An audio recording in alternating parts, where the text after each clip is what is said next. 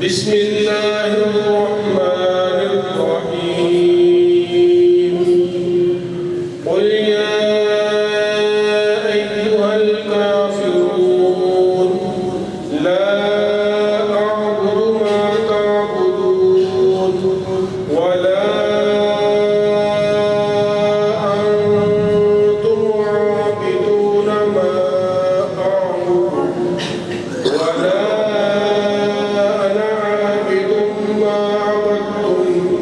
ولا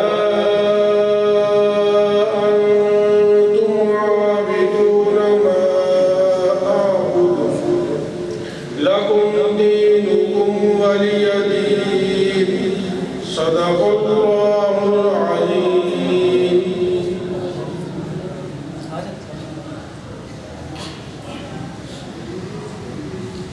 ماشاءاللہ بڑے خوبصورت اور دل نشین انداز میں تلاوت فرما رہے تھے استاد القرہ حضرت اقدس قاری اسحاق صاحب. تو ماشاءاللہ ابھی پروگرام آگے چلے گا، تھوڑا سا بلالی کا سکون دیتے ہوئے کہتے ہیں سبحان اللہ. تو مہنگائی جتنی بھی آ جائے،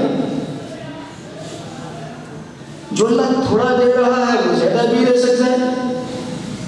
جتنی بھی مہنگائی آ جائے تو وہ جو پرانا مائنڈ بنا ہوا ہے کہ تھوڑے میں ہی گزارا کرنا ہے، اس مائنڈ کو آگے لے جائیں کہ مہنگائی ہو گئی ہے تو اللہ سے زیادہ دیں. اللہ ہماری ضروریات کو لے کر ہمیں کسی غیر کا مستحق محتاج نہ بنا، اپنے مسائل اللہ سے حل کرنا. ہمارا پتہ نہیں یہ مائنڈ سیٹ کس نے بنا دیا. ہمیں پیچھے جانا چاہیے دین کے اعتبار سے اور ہمیں آگے جانا چاہیے دنیا کے اعتبار سے. دین وہی اتھینٹک ہے جو 1400 سال قبل اللہ کے نبی صلی اللہ علیہ وسلم لے گئے. اسی پہ چلنے کی کوشش کریں، نہ اس میں جو کچھ نکالیں نہ کچھ داخل کریں، نہ اضافہ کریں نہ کمی کریں. وہی اصل اور خالص دین ہے. دنیا میں سائنس کچھ بھی بتائے، اگر اس دین کے ساتھ مطابقت کھا لیں تو ٹھیک ہے، قبول کر لیں. کوئی بھی چیز اگر اس دین کے ساتھ ٹکرا جائے تو اس کو جوتے کی ٹھوکر پہ اڑا لیں، لیکن اسی دین کو سینے کے ساتھ رکھا ہے. دنیا کے لحاظ سے جو جدید نظام ہے اس طرف جائیں، نئی ٹیکنالوجی کی طرف جائیں، نئے ہنر سیکھیں، نئے فنون سیکھیں. یہ اسلامی تعلیمات ہے. دین کے اعتبار سے پیچھے کی طرف، دنیاوی اعتبار سے آگے کی طرف. آج ہم نے دین کے اعتبار سے آگے جانا شروع کر دیا کہ چلو جی وہ تو پتھروں کا زمانہ تھا. اس وقت لوگوں کو کیا پتا تھا؟ وہ کنکر کا زمانہ، پتھر کا زمانہ، پانی کا زمانہ. اس وقت یہ ہوائی جہاز، یہ پل، یہ کرش، یہ بجلی، یہ سیمنٹ، یہ نظام نہیں تھا. لہٰذا آج جدید ٹیکنیکل نظام ہے. آج کے سائنٹسٹ جس طرح بتائیں گے اس طرح چلیں. ان لوگوں کو تو شعور نہیں تھا. ہمارا مائنڈ کسی نے یہ بنایا کہ دین کے اعتبار سے جدید نظام پر چلے اور دنیاوی اعتبار سے پیچھے کی طرف جائیں، تلواروں کی طرف. جس طرح کے ارطغرل فلمیں اور ڈرامے ہمارے بچوں میں یہ روح پھونکی گئی. میں نے دیکھا بچوں نے تلواریں پکڑی، چھوٹے چھوٹے بچوں نے کلاڑیاں پکڑی ہوئی ہیں. مارکیٹ کے اندر، شو کیس کے اندر چھوٹی چھوٹی تلواریں مل رہی ہیں. بچے لے رہے ہیں. کیوں جی؟ ہم نے اسلاف کی یاد تازہ کرنی ہے. دشمن خود سپر پاور بنا ہوا جدید ایٹم بم استعمال کر رہا ہے، جدید اسلحہ استعمال کر رہا ہے اور ہمیں پیچھے والے نظام کی طرف متوجہ کر رہا ہے. اسلامی نظام یہ ہے دین کے اعتبار سے پیچھے کی طرف، دنیا کے اعتبار سے تو ہم دنیا کے اعتبار سے جدید علوم، فنون، ہنر یہ سیکھیں. دین کے اعتبار سے پیچھے کی طرف ہمارے مائنڈ یہ بن گئے. دین کے اعتبار سے جدید سسٹم، دنیا کے اعتبار سے پرانا سسٹم. اس نظام میں لگیں گے تو پھر مار پھر ذلت ہے، پھر رسوائی ہے۔ تو میرے محترم بھائی اور دوستو، میں ایک واقعہ سنانے کی طرف چلا ہوں جو واقعہ مہنگائی اور قحط کے ساتھ تعلق رکھتا ہے۔ میرے ساتھ رہ کر صحابہ کے دور کی طرف چل، صحابہ کی تاریخ پڑھ۔ حضرت عمر فاروق رضی اللہ تعالیٰ عنہ کا زمانہ ہے۔ حضور صلی اللہ علیہ وسلم کے دوسرے خلیفہ حضرت عمر فاروق رضی اللہ تعالیٰ عنہ کے دور خلافت میں مدینے کی سرزمین میں اس قدر شدید قحط طاری ہوا کہ انسان تو انسان ہے، جنات تو جنات ہیں، حیوانات تو حیوانات ہیں، چرند پرند اور درند یہ تو عام معمولی مخلوق ہے۔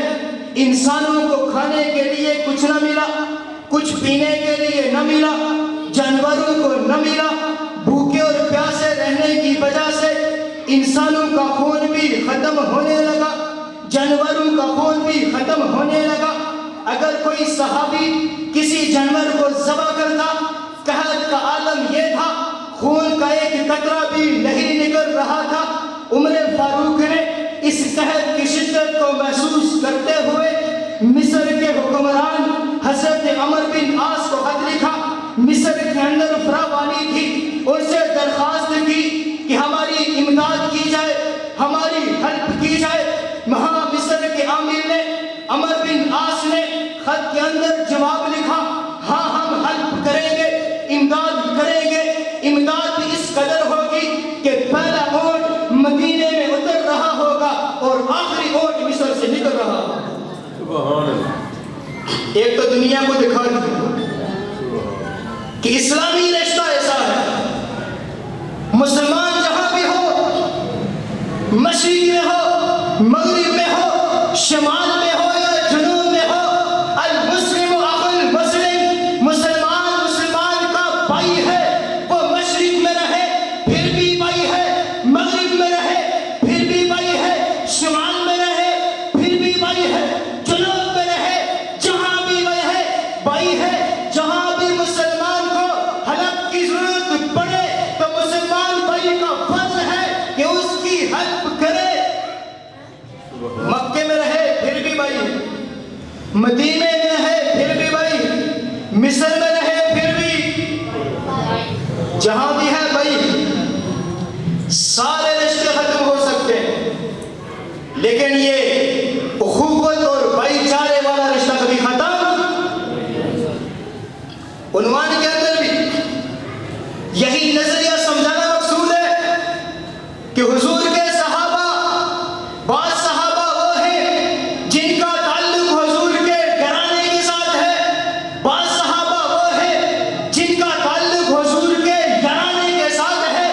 قرآن پڑھ، قرآن میں اللہ فرما رہے ہیں رحماء بینہم، چاہے گھرانے والے ہو چاہے گھرانے والے ہو، آپس میں اخوت اور بھائی چارہ ہے، یارانہ ہو گھرانہ ہو، سارے صحابہ آپس میں شیر و شکر ہے۔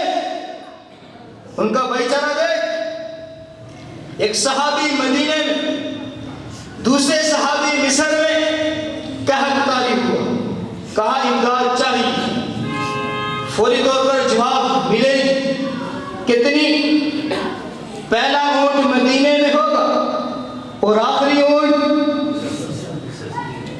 کیونکہ میری باتیں اوپر سے نہ گزر جائے، زبانی جمع خرچ نہ ہو جائے۔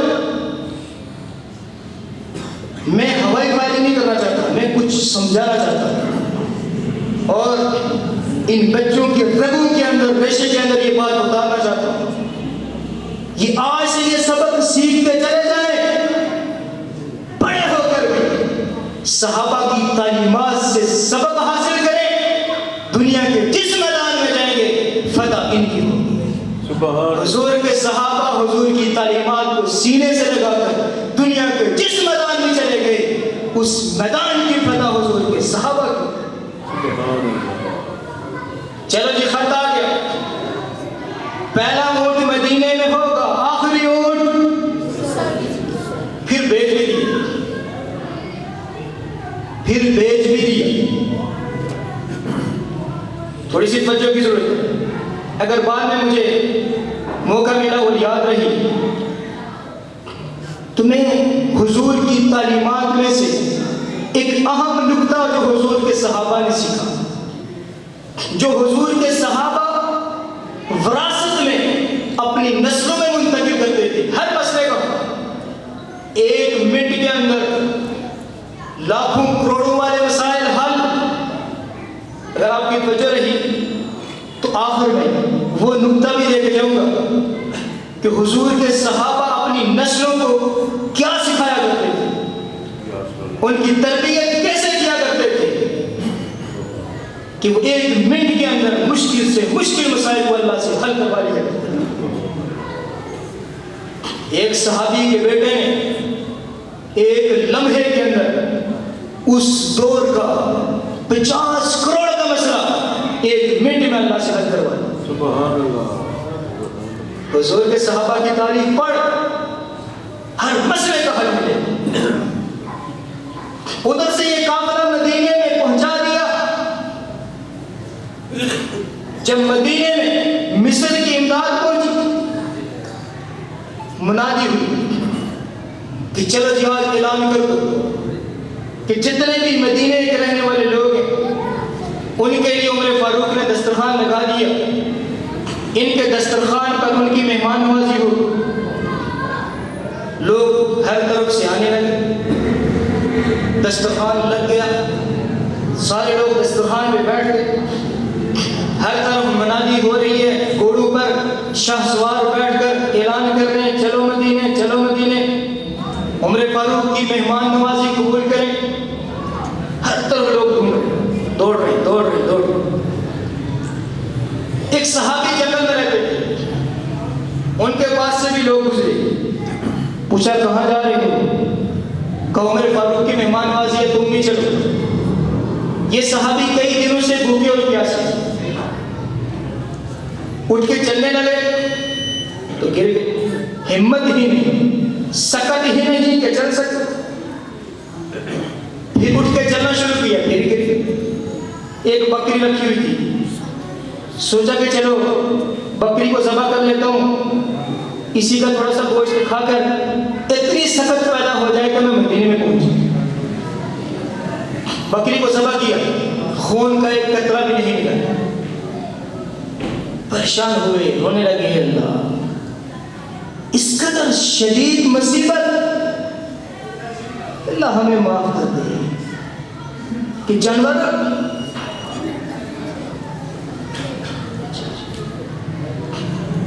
بتا رہے کہ اذان کا ٹائم ہو گیا, تو یہ واقعات کر کے بات کروں گا تو پھر اذان کریں گے.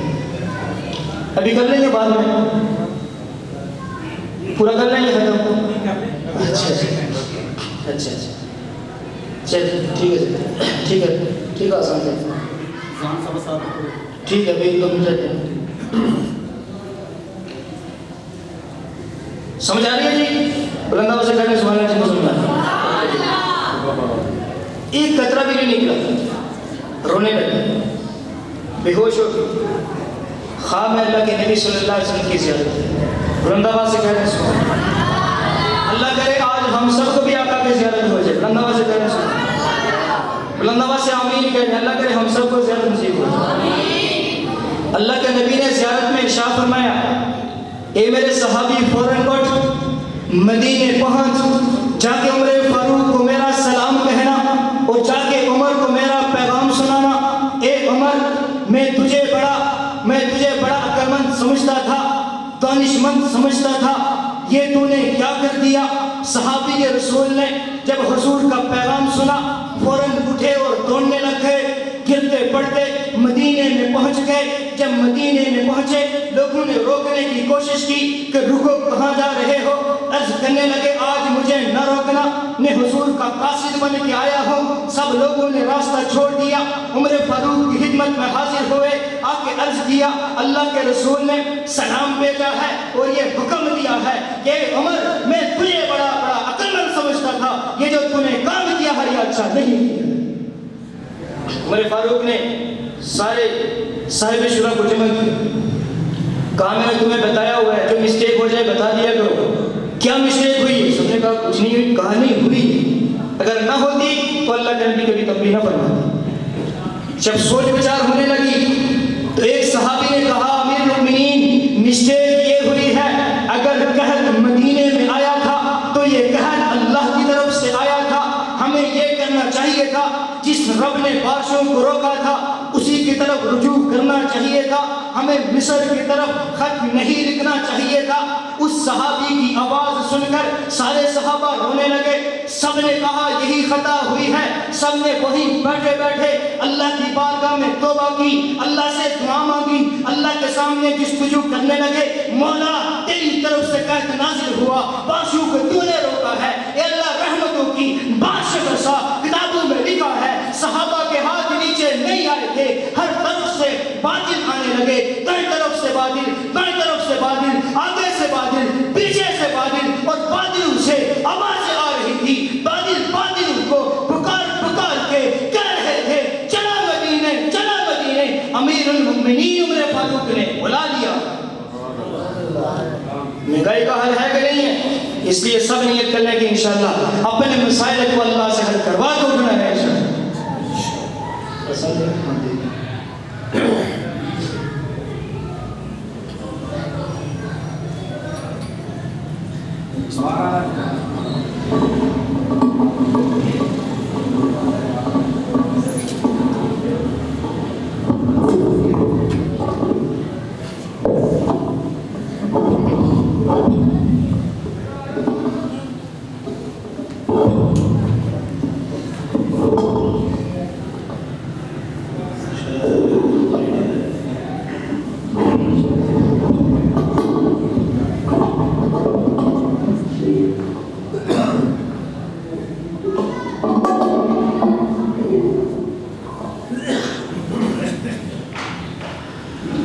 اللہ اکبر اللہ اکبر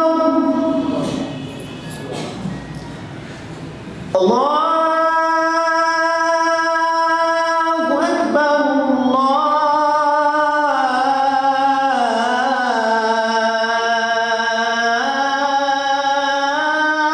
اکبر اشہد ان لا الہ الا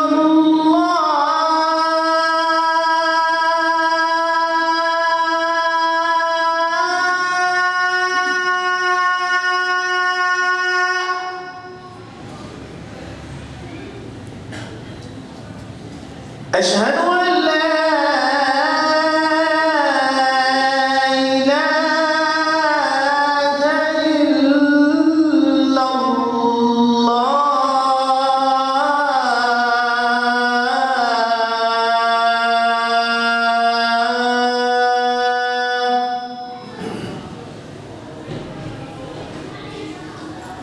أشهد أن محمدا رسول الله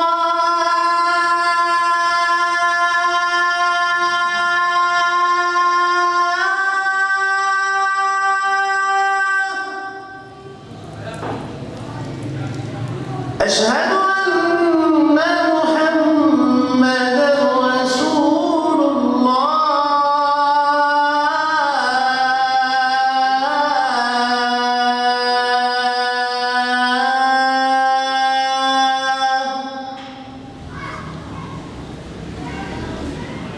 حي على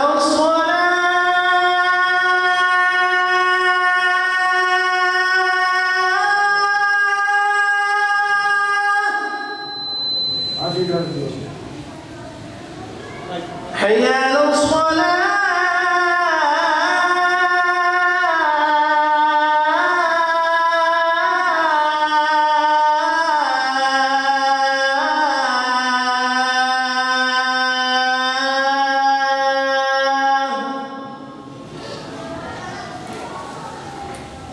حي على الفلاح